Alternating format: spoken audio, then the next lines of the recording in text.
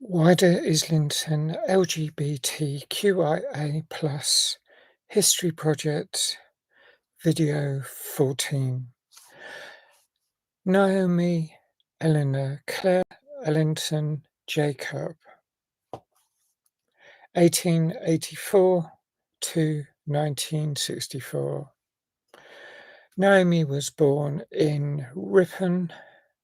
She was part of a Jewish family, but her father distanced himself from his Jewishness.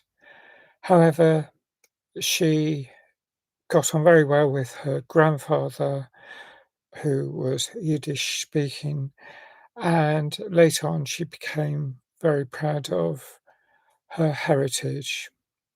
And although she comes from Yorkshire, she did live in Islington and had a pink pin in Chapel Market. From what I can tell, it was somewhere around Barron Street, where the junction of Barron Street is with Chapel Market, but I haven't been able to find it like many of the other Islington pink pins. She contracted tuberculosis when she was very young, and while she started off early as an actor in theatre productions, such as Noel Coward, a play by Noel Coward, she didn't have the energy to continue it. The lack of energy because of tuberculosis meant she focused more on writing. She was an author of non-fictional work and fiction, many novels, over 45 from what the list I saw.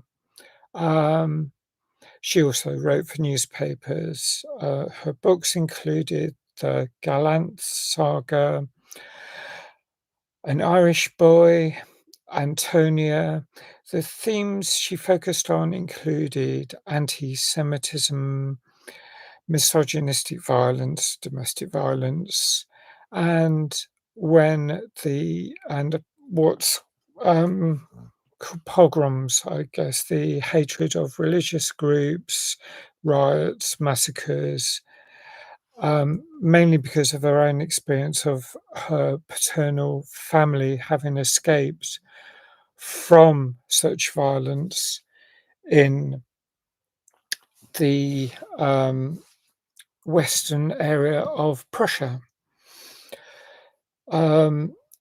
She had treatment for tuberculosis, but later succumbed.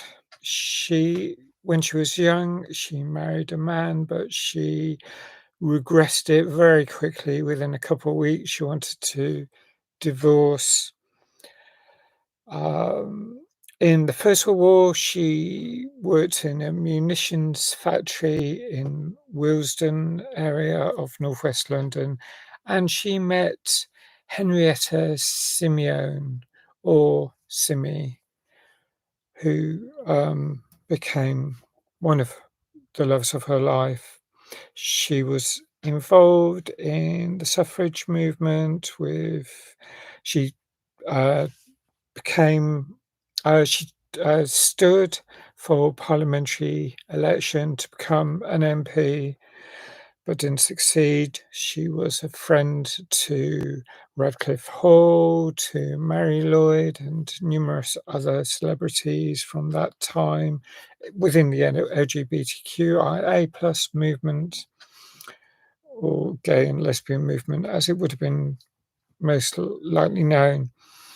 In the Second World War, she was involved in broadcasts, in live performances, a lot of work to support the war effort.